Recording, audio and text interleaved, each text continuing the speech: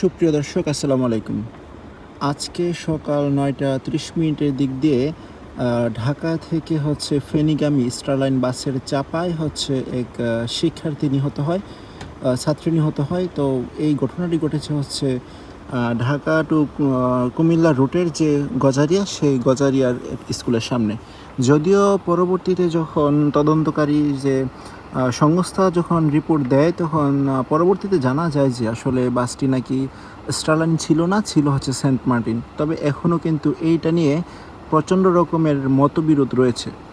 তো অ্যাক্সিডেন্ট হওয়ার পরই কিন্তু ওই স্কুলের শিক্ষার্থী, শিক্ষক ও স্থানীয় এলাকার মানুষরা মিলে কিন্তু স্টারলাইনের বাসগুলোকে, সমস্ত বাসগুলোকে কিন্তু আটকে দেয়। অর্থাৎ ঢাকা থেকে ফেনী বা ফেনী থেকে ঢাকা কোনো গাড়িকে কিন্তু যেতে দেয়নি।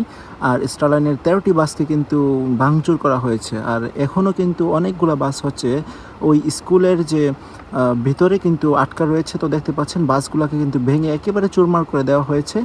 তো পরবর্তীতে পুলিশ আর সেনাবাহিনীর হস্তক্ষেপে কিন্তু বিষয়টা মীমাংসা হয়। কিন্তু এখনও কিন্তু বাসগুলোকে স্কুলের ভিতর বাহিরে আনা সম্ভব হয়নি। বাসগুলো দেখতে পাচ্ছেন, সবগুলা বাসকে কিন্তু একবারে ভেঙে চুরমার করে দেওয়া হয়েছে।